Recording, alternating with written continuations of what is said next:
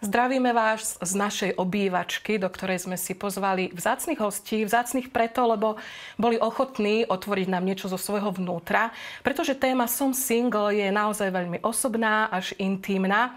A verím, že nám prepáčite, milí televízni diváci, ten taký poangličtený názov Som single, pretože termín single sa už stáva takým aj sociálnym fenoménom, často sa používa. V preklade znamená, že je niekto nezadaný, ale my sme si dovolili teda použiť takéto novum, tento fenomén, tento pojem a verím, že nám ho bližšie objasnia svojimi životmi a svojimi skúsenostiami naše šarmantné hostky a vítam u nás v štúdiu Martinu Bátorovú, vítaj u nás, a Zlatku Hopanovú, vítaj u nás. Ďakujem. Dievčatá, veľmi pekne vám ďakujem, že ste prijali pozvanie, že ste sa odvážili. Neboli ste prvé oslovené, ale vy ste nabrali ste tú odvahu, že ste prišli. Aký je pre vás pocit, keď vás niekto pozve do relácie s názvom Som single? Nejaké také prvé emócie, pocity? Ako ste to prijali, toto pozvanie? Keď som dostala túto otázku, tak som sa opýtala, prečo ste oslovili práve mňa. A odpoveď bola, lebo ty tak strašne pôsobíš, že ty to máš vyriešené. A moja prvá myšlienka bola, ak to niekto nemá vyriešené, tak som to ja.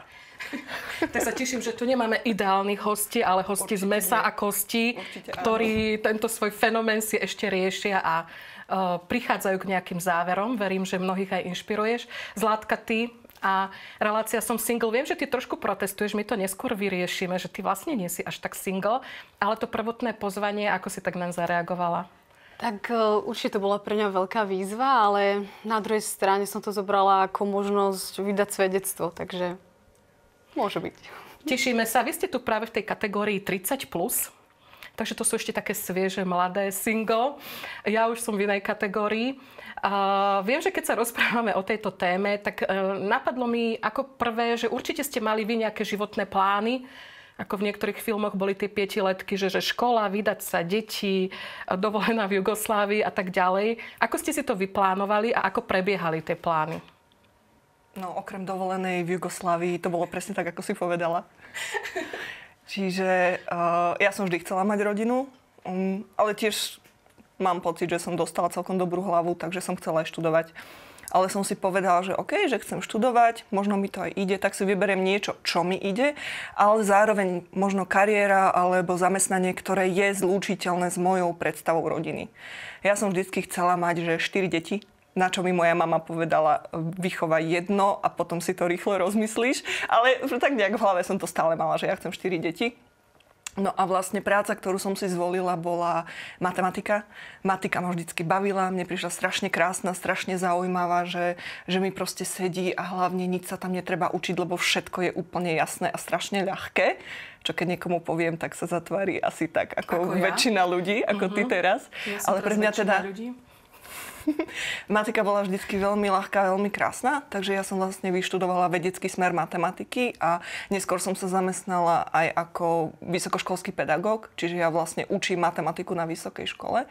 No a tá motivácia za tým bola, že ak zostanem učiť matiku na vysokej škole, je to ideálna práca, ak chce mať človek rodinu. Tých dôvodov je niekoľko. Prázdniny. Povedzme, prázdniny, alebo teda veľmi veľká flexibilita časová. Že matematika patrí medzi tzv. Ceruskové vedy, čiže nie je viazaná na laboratórium, na nejaké veľmi veľké vybavenie okrem funkčného počítača. Dá sa robiť pri Dunaji s kávou. Ja som napísala knihu pri Dunaji s kávou. To je napríklad táto, ktorú tu máme. Tá sa volá, že geometrické modelovanie kriviek. Napadlo mi všeličo, ale asi tie moje krivky to nevymodeluje, tie sú už asi premodelované. Nejdem sa pýtať, o čom to je to tu na niekoľko strán, ale je to veľmi zaujímavé, že? A je to strašne krásne. Je to strašne krásne a užitočné. O tom nepochybujem, no gratulujem ti, že pri Dunaji s kávou si toto dokázala vyprodukovať. Ja zatiaľ nie. S kolegami samozrejme. Áno, pozdravujeme ich a gratulujeme k krásnej učebnici. Takže ty si bola takto pripravená do života, skončím školu, rozumnú školu, budem sa venovať vede, ideálne pre rodinu s deťmi. Áno, pretože tam je veľká flexibilita. Ja môžem pracovať z domu, keď mám počítač doma, môžem aj vlastne vedu robiť z domu a odskočím si na 3 hodiny odučiť, keď sú deti choré, preložím prednášku. Proste, že fantastická práca, ktorá naozaj je zlúčiteľná s rodinou, že či paragraf, že deti sú choré, alebo chcem s nimi zostať doma, alebo ráno vystrojiť do školy, do škôlky, vyhnúť sa zápke proste. Alebo odbehneš prihriať segedín a tak ďalej. Presne tak. Takže všetko bolo pripravené. Zlatka, ako to bolo u teba? Tie tvoje plány podobné?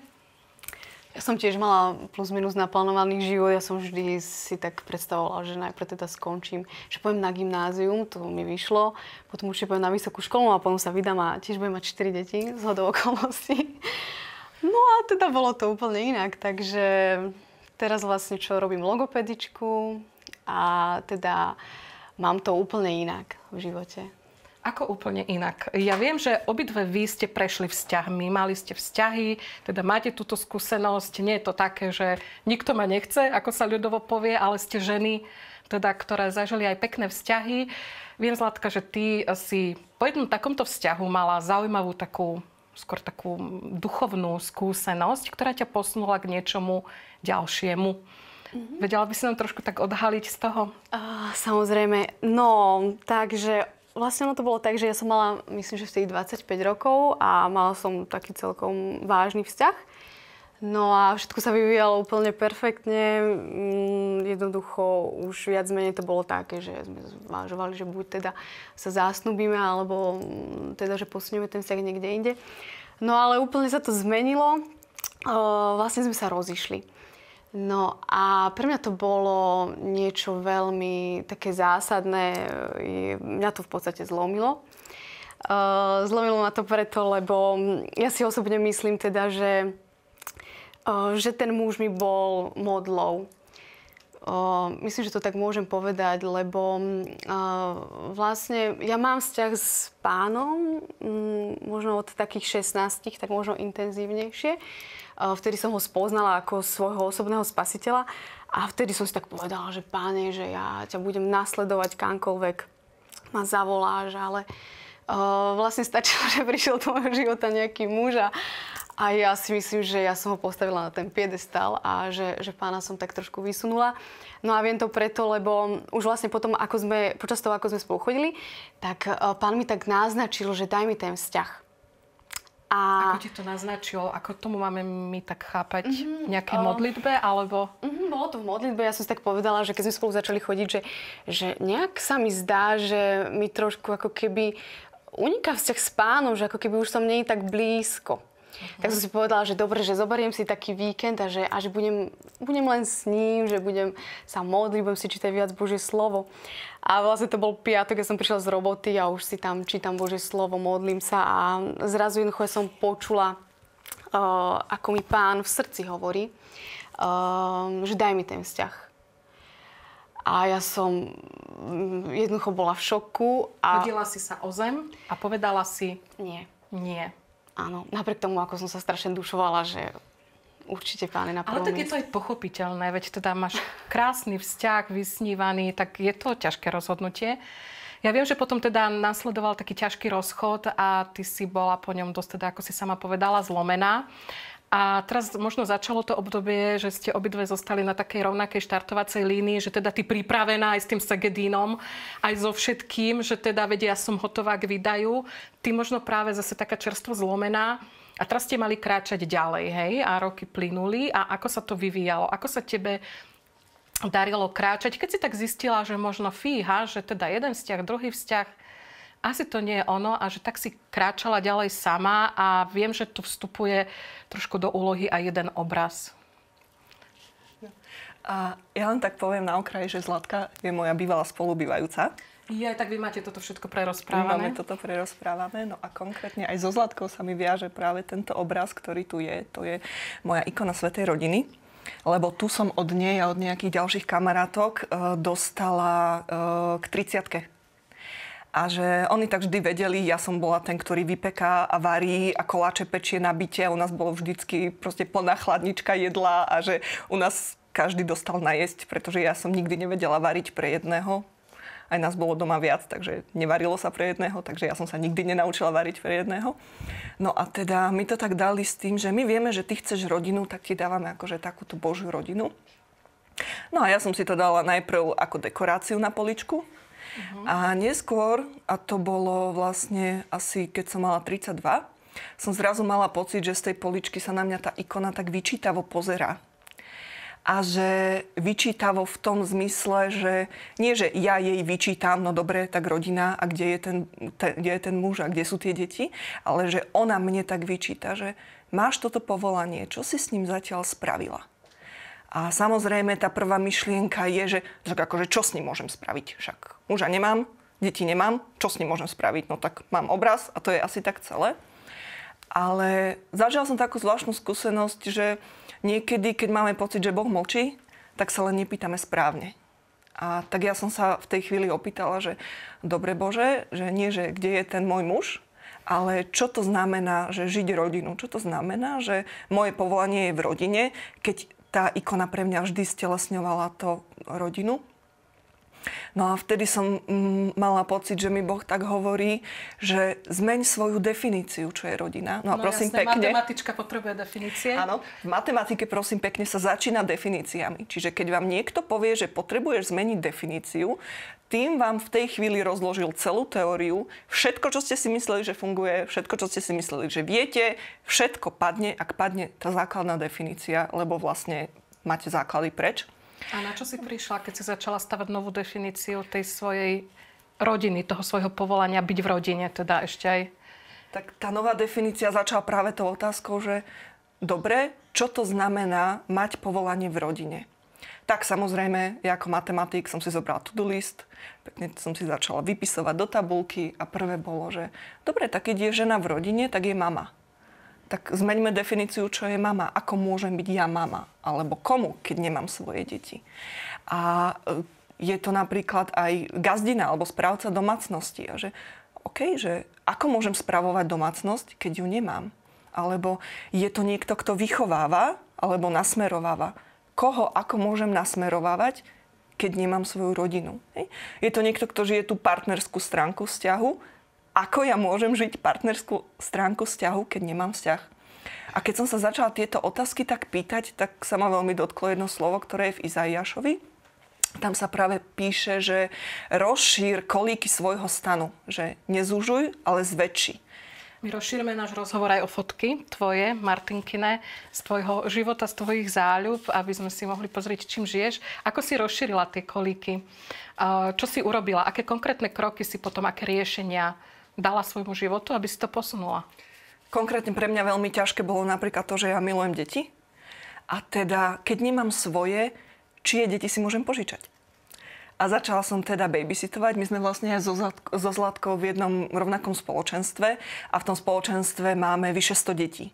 Čiže keď ja som prišla s ponukou, že viete čo, však akože keď niečo potrebujete, ja vám postrážim deti, tak naozaj nebol so záujmom problém. Takže ja som sa vlastne takto dostala bližšie do našich rodín a tam som mohla vidieť tie rodiny v priamom prenose, pretože mám pocit, že často, predovšetkým ženy majú rúžové okuliare. Že myslia si, že aké je to celé krásne načesané a navoňané a príjemné a bezproblémové, ale ako keby keď človek má možnosť vojsť do tej živej, funkčnej rodiny, ktorá sa snaží väčšinou času neutopiť, ale prežiť, tak vidí, že tie veci vyzerajú celkom inak.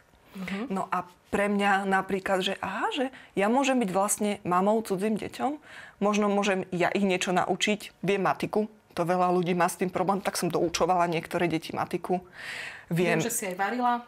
Áno, keď trebalo navariť, alebo keď kamarátka čakala babetko a vlastne ležala, tak jej syn mal narodeniny a strašne túžil po torte, ona mu nedokázala upiecť. Takže ja som proste prišla a upiekla som tortu, čo je jeden z mojich koničkov. Jej, tomu sa tešíme. A ako si rozšírila tú dimenziu, tú partnerskú, lebo čakáš na partnera a teda nemáš ho, tak ako sa dá naplniť ako keby táto dimenzia? Vždy sa tak veľmi slobodne by si to vyriešila a štedro. A toto bolo pre mňa asi najťažšie a asi sa to viazalo s takou myšlienkou daj alebo dopraj druhému to, čo ty nemáš. A aj bolo to ťažké, bolo to bolestivé. No, konkrétna realizácia je, že väčšinou strážim deti, aby tí dvaja mohli ísť na rande.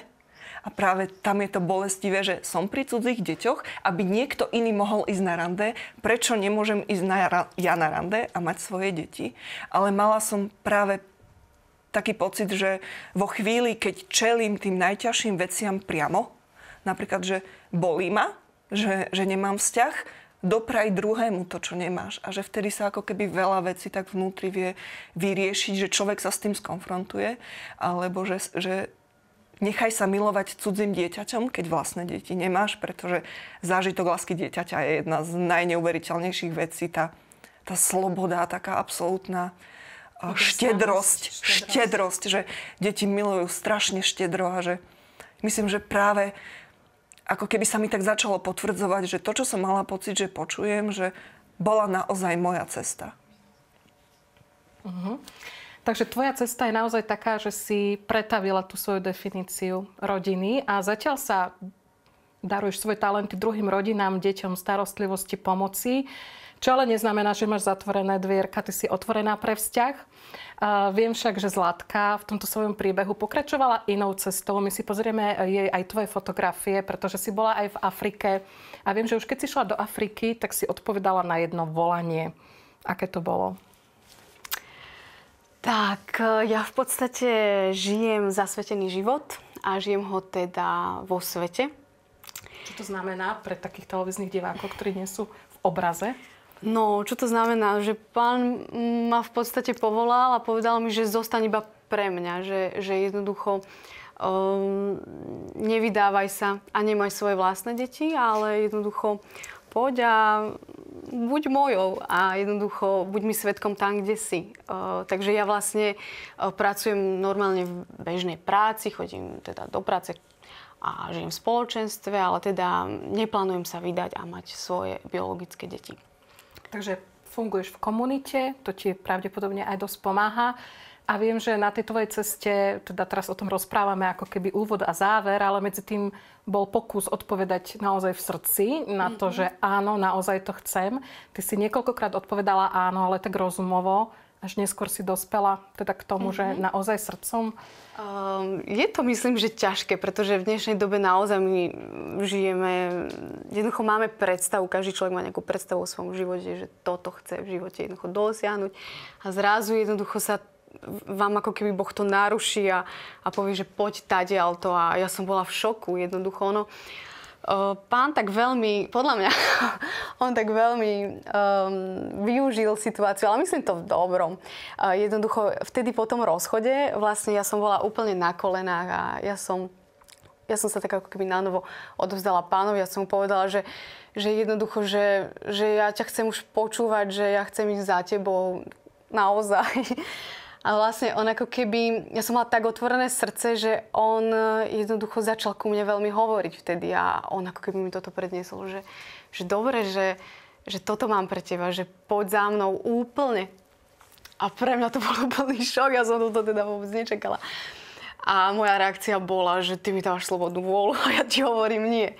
Čiže vlastne myslím, že 2 týždne som úplne bojovala v slzách každý deň a hovorím, že ja ti hovorím dnes nie, pretože viem, že ti môžem povedať nie, lebo viem, že ma miluješ a že mi tú vôľu slobodnú dávaš. No ale potom vlastne myslím, že áno, naozaj to bolo rozumové rozhodnutie, prvé bolo úplne rozumové. Jednoducho som pozerala Annu zo Zeleného domu a strašne som sa rozplakala, lebo tam bola tá scéna, ako Gilbert žiada Annu o ruku.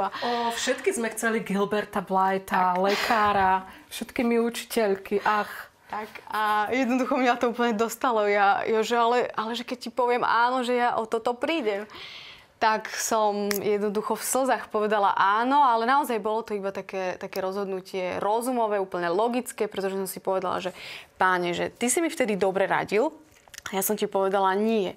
A že život je ťažký, jednoducho život nie je ľahký a že ja si ho budem sťažovať, keď jednoducho pôjdem inou cestou, že ja viem, že aj tak bude náročný, ale že ja ti chcem v tom jednoducho veriť, že s tebou to bude lepšie. Takže to bolo naozaj cez také slzy povedané áno.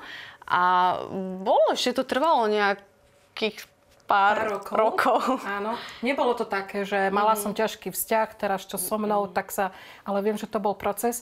My si záver tohto príbehu porozprávame po návšteve našeho ďalšieho hostia, ktorým bude sympatický mladý pán, ktorý je tiež single, ale rozhodne nie je sám. Dámy si pozveme do štúdia ešte potom v ďalšom bloku. A vy, ak by ste mali akékoľvek otázky na našich hostí, alebo ak máte skúsenosť s niekým, kto je single a že je naozaj bohatý a inšpiratívny život, podielte sa s touto svojou skúsenosťou, môžete vyhrať pekné knihy a môžete vyhrať aj takýto krásny štrikovaný obal na Bibliu, ktoré uštrikovala naša šikovná Martinka. Takže uvidíme sa v ďalšom vstupe.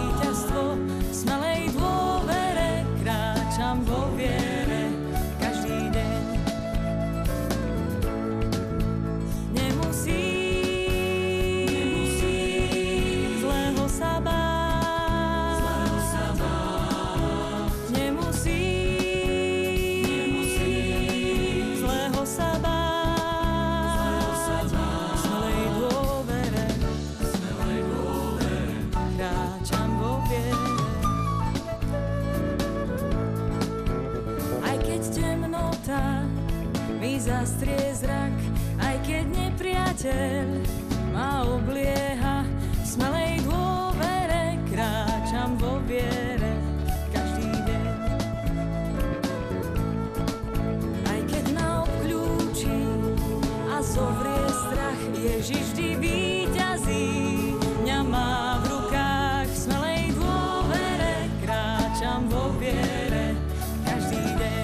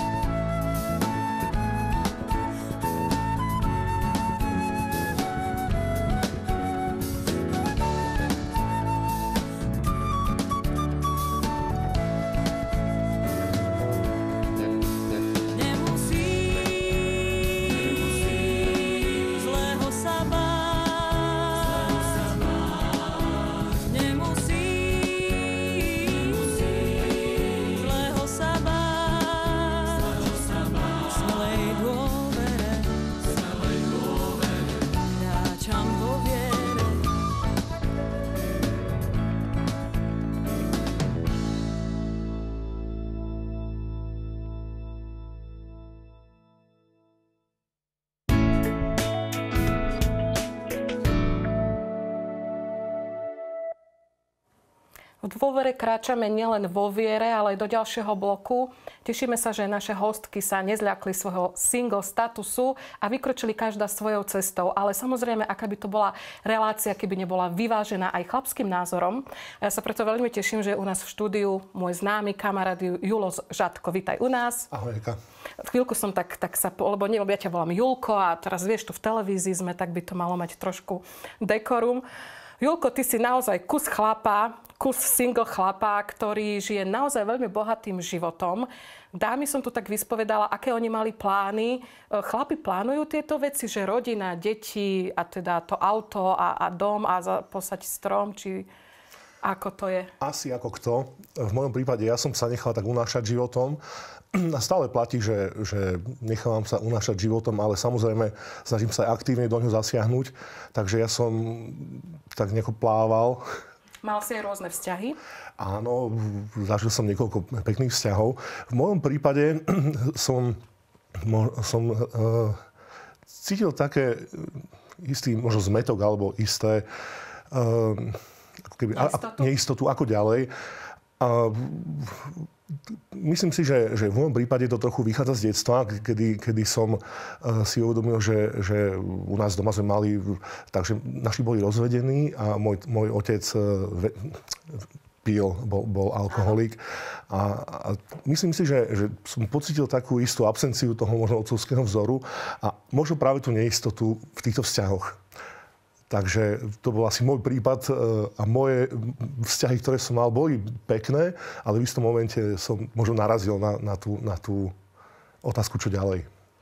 No tak to je všetko v procese. Ja viem, že tento tvoj vzťah s otcom sa tak nejako aj vyliečil. Síce až tak oveľa neskôr po rokoch, keď si to vyslovene vymodlil. Ale poďme ďalej k tomu tvojmu súčasnému životu a k tomu tvojmu single statusu. Verím, že aj naši televízni diváci nám pridajú nejaké zaujímavé otázky alebo skúsenosti z takéhoto typu života alebo z tohto statusu. Si zatiaľ single, ty si v tej kategórii 40+, ale ešte furt mladý, krásny, plný energie, pretože ty si vsadil na to, že ty sa v podstate ľuďom, mám pocit, že daruješ. Tak aké sú tie tvoje cesty, ktoré ti pomáhajú nebyť sám? Ešte čias gymnázia matky Alexie, kde som kedysi dávno učil ako učiteľ. Ja som Stopolčian, čiže to... Ja ťa opravím, ale ja som tiež z tvrdého regiónu, takže mne to nevadí. Blahoslavená matka Alexia, lebo to bol gymnázium matky Alexie, mala jedno veľmi zaujímavé motto a to bolo robiť toľko dobrá, koľko je len možné. A tak som to vnímal kedysi iba ako ozaj nejaký citát svetca, svetej, ale postupne čím ďalej, tým viac nachádzam hĺbku tohto mota a nejakým spôsobom som si uvedomil, že tak ako možno nám v detstve veľa ľudí pomohlo, keďže sme to nemali naozaj v tej situácii jednoduché, v ktorej sme boli, tak prirodzene si myslím, že teraz je môj čas to možno vrátiť naspäť, môže pomôcť ľuďom, ktorí buď sú núdzní, potrebujú pomoc, alebo celkovo sa rozhliadnúť a to v tom okolí spozorovať, kde naozaj sa dá a pomôcť. Ja ťa primárne, Julko, poznám. Môžeme si pozrieť aj fotografie z tvojho účinkovania aj v spevackom zbore Apollo, aj v iných telesách. Že ty si sa primárne vydal najskôr cestou umenia, takže daruješ sa cez tento spev, kde pôsobíš. Na akých takých možno platformách, nielen v zbore? Ten zbor je zaujímavý tým, že celé je to o tom, že sme jedna partia ľudí, ktorí sa stretávame. Pre mňa je to aj istá taká forma duchovného vyžitia, pretože spievame najmä sakrálne veci so speváckym zborom Apollo. A ten koncert nie je o tom, ako som si vždy myslel, že my dávame ľuďom, ale je to o takom vzájomnom obohacovaní sa.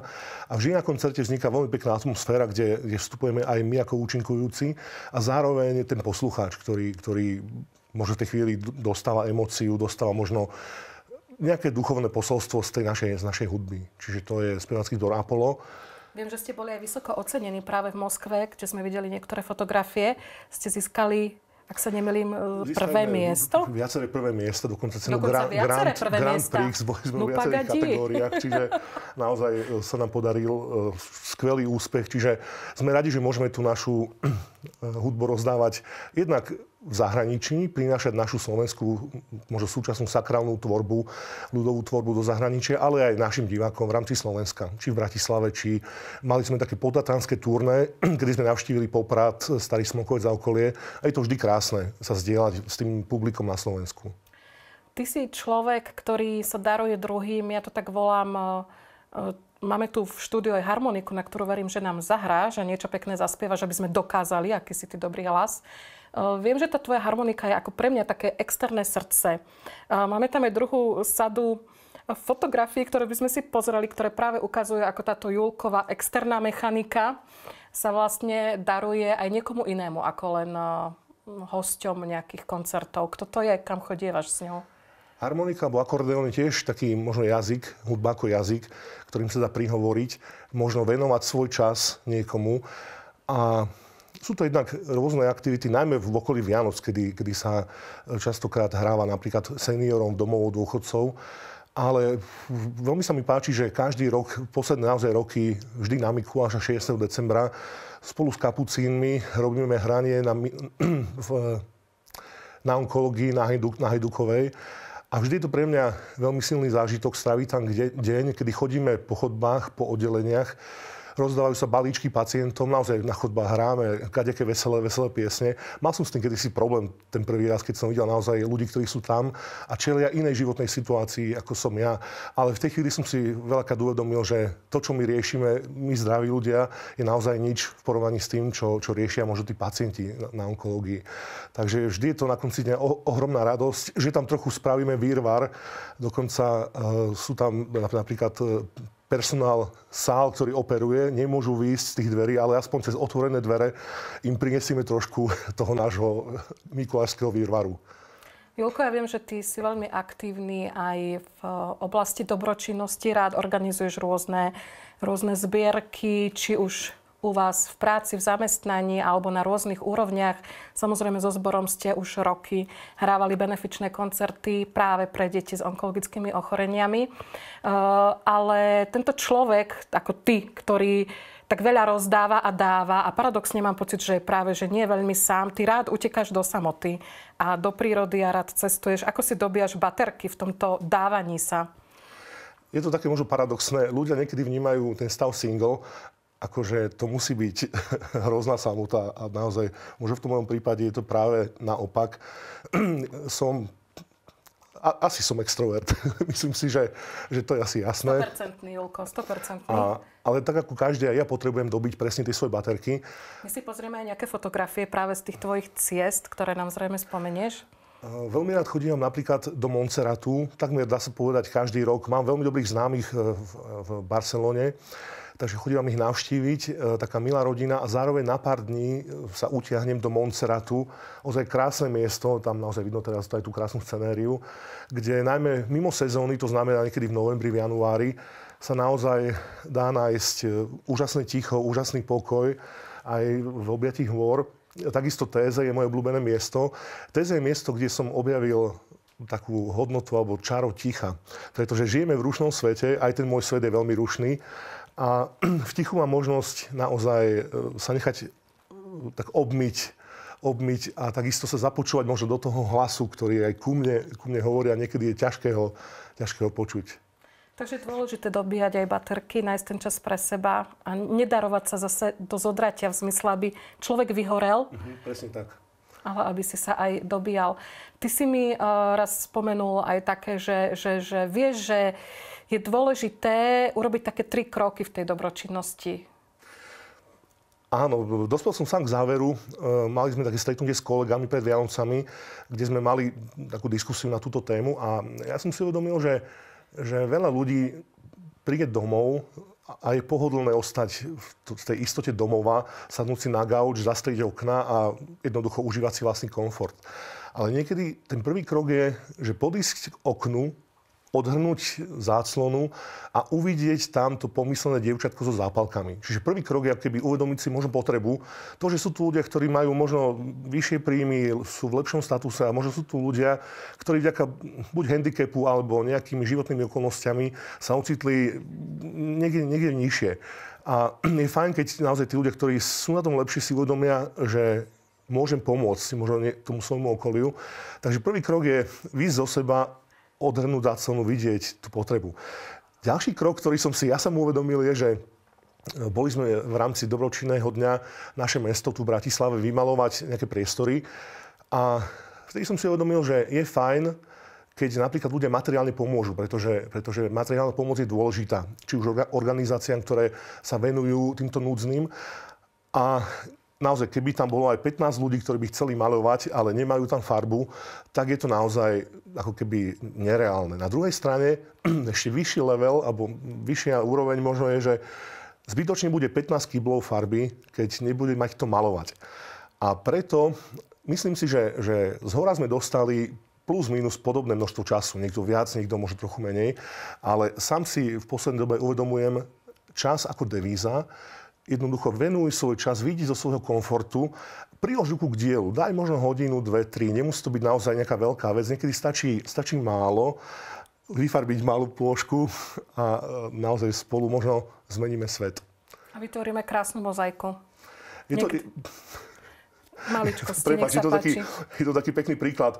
Mňa oslovil príklad mozaiky, neviem, či ešte máme priestor, ale je to naozaj pekná myšlienka, že niekedy ľudia čakajú na veľké veci a pri tom čakaní úplne celý život. A pritom naozaj niekedy stačí vyfarbiť tú malú plôžku, urobiť niečo malé okolo seba a spolu zmeníme svet. Takže ten krásny obraz sa naozaj vyskladá z tých malých plôžiek, podobne ako v Paríži, možno keď človek príde a vidí nádherné obrazy impresionistov a podíde bližšie a vidí naozaj také iba farebné machulky. Takže tento princíp podľa mňa naozaj funguje. To je život. Skladá sa z maličkosti a vytvára sa umelecké dielo. Julko, ty si ma presvedčal, že na harmonike sa dajú zahrať aj iné piesne ako ľudové. Tak by som ťa teraz poprosila, aby si nám zahraj nám niečo z téze, už keď sme mali fotku z téze. A ja verím, že naši televízni diváci nám zatiaľ usilovne píšu svoje otázky alebo postrehy k dnešnej téme. Odmeníme ich samozrejme peknými knihami a hodnotnými aj túto ručnou prácou našej hostky Martinky Bátorovej. No a Julko, tak čo si dáme na neľudovú nôtu? Tak, myslím si, že pieseň Laudate omnes gentes nič nepokazí. To je taká, možno taká typická pieseň pre téze. Laudate omnes gentes, laudate Dominum, laudate omnes gentes, laudate Dominum. Laudate omnes gentes, laudate Dominum. Laudate omnes gentes, laudate Dominum. Ďakujem veľmi pekne, Julko. Chcela by som ti ešte ťa poprosiť, aby si nám okrem týchto svojich aktivít spomenul jednu dôležitú. Chodievaš rada aj ku kapucínom. Čo tam? Kapucíni sú pre mňa veľmi dôležitá zložka môjho života, pretože už z čias gymnázia matky Alexie som ich tam spoznal ako mladý učiteľ. A dá sa povedať, že je to taká moja domovská pôda, kde rád chodím spievať žalmy, rád chodím. Napríklad hrávame občas divadlo. Z času na čas ma brat Borko, Martin Borkovský, angažuje. Naposledy som hral takú rolu draka, ale v rozprávke Princezná a drak. To bola taká milá rola, kde drak bol dobrý a princezna ho úplne ničila. Ako takže na to reagovali diváci? Bolo to veľmi zaujímavé, pretože keď sa na konci spýtali deti, že deti, chcete byť princezné, tak odpovedali, že nie.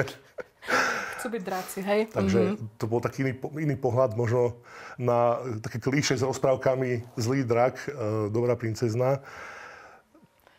Ty si u kapucínov naozaj doma, je to tvoja domovská scéna, ale viem, že ti tam dali aj jednu biblickú postavu, ktorú si ty ale poňal tiež svojsky, keďže si ty veselý extrovert. Tak čo to bolo? Moje prvé pôsobenie na tej divadelnej pôde u kapucínov bolo, kde som hral Herodesa v rámci paší, ktoré sa nacvičili. Boli veľmi sugestívne. Najmä scéna, kde bičovali Ježiša a naozaj tá scéna trvala nekonečne pre mňa dlho a bola naozaj veľmi sugestívna, ale ja som hral nejaký menší výstup Herodesa, ktorý naozaj v tej chvíli pôsobil veľmi žoviálne, takže bolo to skôr ten štýl a čo to chodenie po vode. Takže naozaj ľudia sa v tej chvíli trošku akoby uvoľnili, ale áno, bolo to veľmi silné predstavenie, ktoré sme vtedy odohrali. Julko, ďakujeme zatiaľ veľmi pekne za tvoje podelenie sa s prežívaním statusu nezadaného, ale čakajúceho a na ceste. A ja verím, že naši televízni diváci sa tiež s nami podelia o nejaké svoje zaujímavé skúsenosti, prípadne postrehy. A ja pozývam naspäť do štúdia naše dámy, aby sme v trojici ukončili túto tému a inšpirovali, verím, mnohých z vás.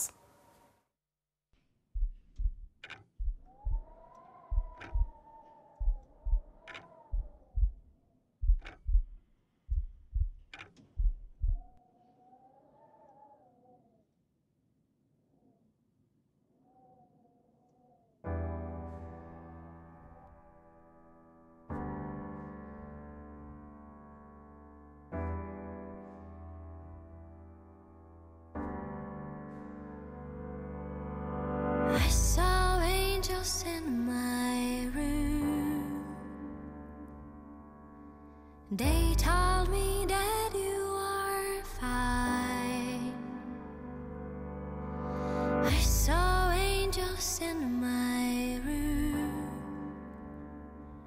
They smiled, they smiled. Sun flooded the room and I wondered what kind of sun you can feel now. An angel said it, the most glorious, called love, called love. Now I know on the other shore home awaited you and all of your dreams. Now I feel your soul is so serene. Your wings are sprouted, your heart is at peace. I spoke to angels in my room. They filled my house with joy divine. I spoke to angels and to you, and I smiled, I smiled. Now I know on the other shore home awaited you and all of your dreams. Now I feel your soul is so serene. Your wings are sprouted, your heart is at peace. Now I know on the other shore home awaited you and all of your dreams. Now I feel your soul is so serene. Your wings are sprouted, your heart is at peace.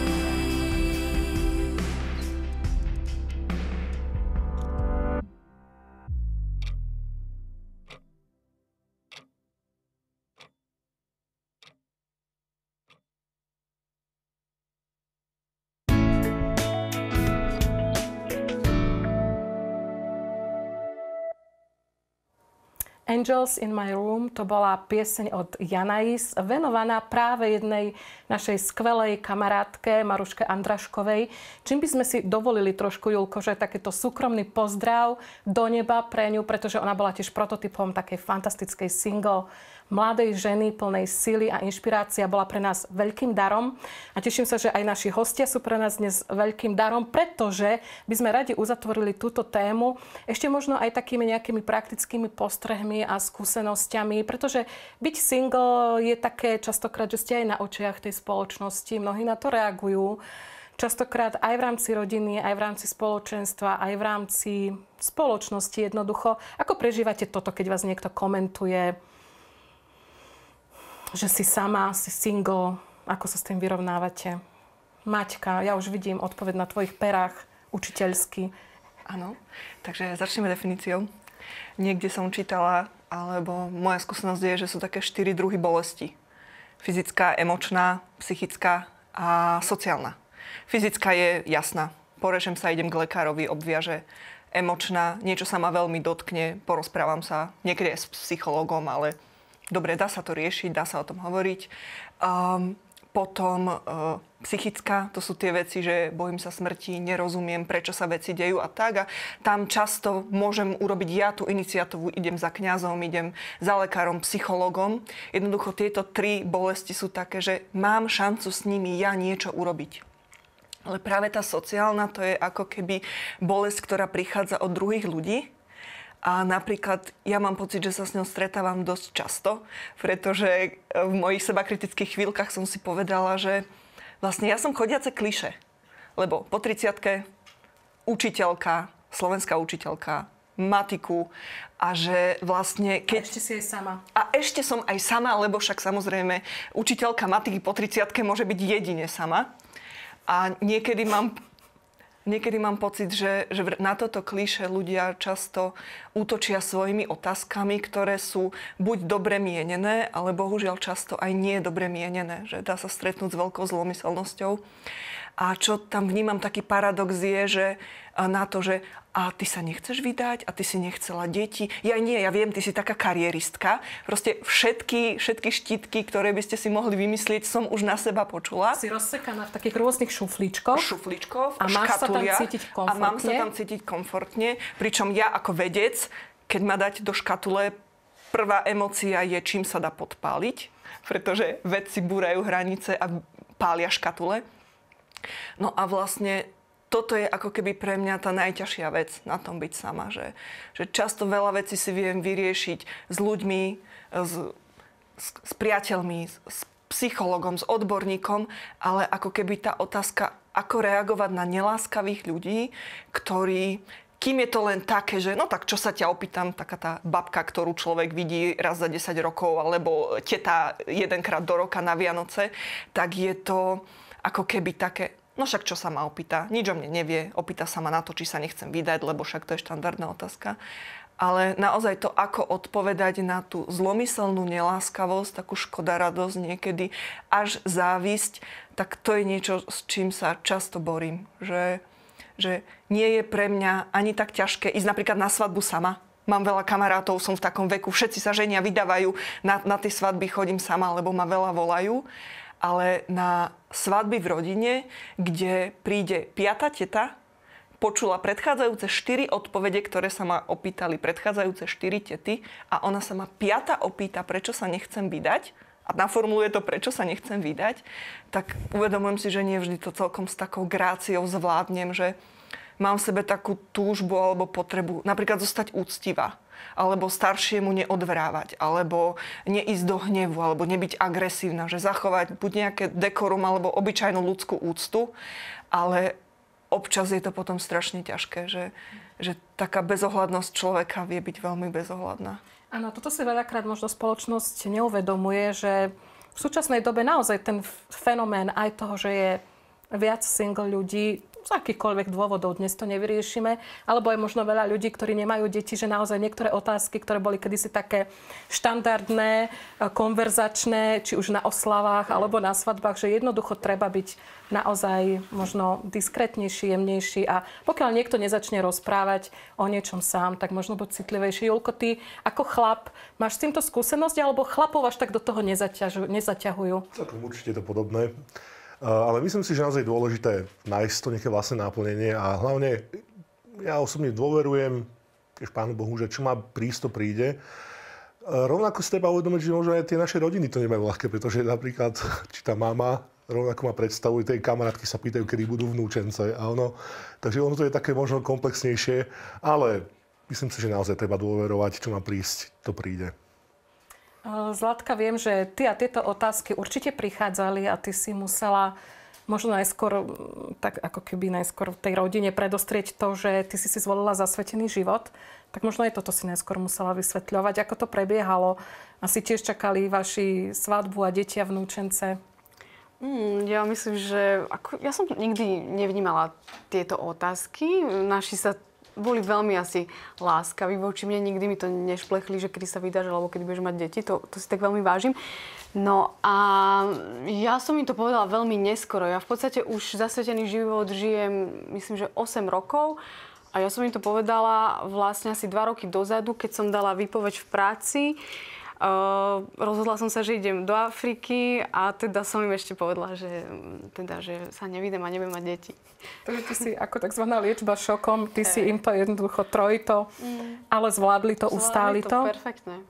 Ustáli to a chápu to. Áno. Naozaj to okolie niekedy môže nám situáciu pritvrdiť. Treba vedieť byť láskavý, ale chápem aj Martinku, že ja by som tiež niekedy odpovedala, ako sa povie z brusu. Máme tu aj nejaké pozdravy našich televíznych divákov, ktorí vám ďakujú v prvom rade za svedectvá. Takže veľmi pekne ďakujeme za vašu odvahu, ktoré dnes takto padli. Určite to chcelo veľkú dávku odvahy. Rada by som sa hostí spýtala, ako to vníma ich najbližšia rodina. To sme vlastne teraz už zodpovedali. Takže ďakujeme Miluške. Ďakujem za peknú tému, živé svedectvo, ako sa nám ľuďom snaží prihovárať dobrý Boh. Takže mali sme aj tieto Božie stretnutia a dotyky. Pochválený bude Ježiš Kristus. Ja hltám všetky slová. Chcem sa spýtať na pokračovanie, takže chcú vás televízni diváci vidieť a počuť ďalej, tak dohodneme si niečo. Nejaký cyklus, na konci buď bude svadba, alebo uvidíme. Čo na to rodičia, to sme tiež práve odpovedali v prípade držia nám palce. Chcú poďakovať za fantastickú reláciu televízni diváci. Sledujem vás s otvorenými ústami, tak to sa tešíme, že naše otvárajúce sa a rozprávajúce ústa aj prinášajú niečo. Pozdravujem nášho spoločného známeho Jula s našou spoločnou láskou k Monserratu. Je to televízny divák Pali, donedávna single. Kto to asi môže byť? Nevieme. Uvidíme, toto je ako na súťažnú otázku. Potvrdzujem všetkých, ktorí sa boja, nikdy nie som sám, aj keď som single, ak žijem s Bohom a dám sa mu celý do služby. Tak toto sú naozaj silné služby. Váš momentálne divák, takže tušíme za tým nejakého PN moderátora televízie Lux, Paliho. Pozdravujem Tinu Zlatku, ste super, pozerám so zatajným dýchom. Ľubica Štajnerová, takže aj kamarátky vás sledujú. A chcem sa spýtať našich hostí, čo bolo tým impulzom otvoriť dvere na 13. komnate s názvom Single. Tak to je ešte možno taká záverečná otázka, ak nám to režia dovolí. Chcem sa poďakovať hosťom za otvorenie slz, je to veľmi inšpiratívne. Takže naozaj ste oslovili mnohých, musím povedať, na takúto útornejšiu podvečernú chvíľu. A môžeme vyžrebovať 4, pretože máme 3 knihy a máme aj tvoju krásnu ručnú prácu. Tak poprosím teba 2 vyžrebovať, ktorí dostanú cenu. Ja by som chcela povedať, že Ľubka Štajnerová je jedna z tých, ktorým chodím babysitovať detičky. Takže... Nech sa páči, lebo Julkovi to asi strategicky. Takže kto dostane naše ceny? Ak by to bol nemenovaný Pavol, tak posunieme cenu ďalej. No, ja som vytiahla práve Ľubku Štajnerovú. No výborne, tak ju srdečne pozdravujeme. Pozdravujeme. A pani Gabiku. Takže gratulujeme im k cenám. A ja mám pani Zuzanu Barčiakovú a Paliho. A Paliho, takže ešte vyžrebujeme jedného hostia, aby to nebolo v rodine. Takže Miluška. Takže Miluška dostane milý darček od nás. K záveru relácie len stručné poďakovanie. Veľmi vám ďakujem, že ste sa takto otvorili. Ďakujem za vaše svedectvá. Je to naozaj na niekoľko relácií, pretože ja teraz sa pozerám na Zlatku a chcela by som ešte rozprávať o tej Kompostele, kde ti Pán Boh ako tvoj partner teda mal dokázať, že sa o teba postará. A on sa čo? Postaral sa do detailu, na konci bol luxusný hotel a Zlatka to ani tak neplánovala. Takže ďakujem vám ešte raz veľmi pekne za návštevu v štúdiu a poprosím Julka, aby nám to tak veselšie uzatvoril. A teraz tu našu Julko, vieš, aké máme obdobie, a teraz nemyslím cirkevné, ale také nejaké ľudové, tak nám niečo zahraj a vy sa môžete pridať, aj kameramani. Ja sa určite pridám, ja pekne spievam. Príjemný, pekný večer, ďakujeme za pozornosť a tešíme sa pri ďalšej dome. Fašiangy, Turice, Veľká noc príde, kto nemá kožuška, zima mu bude. Ja nemám, len sa tak trásiem, dajte mi slaniny, nech sa vypásiem.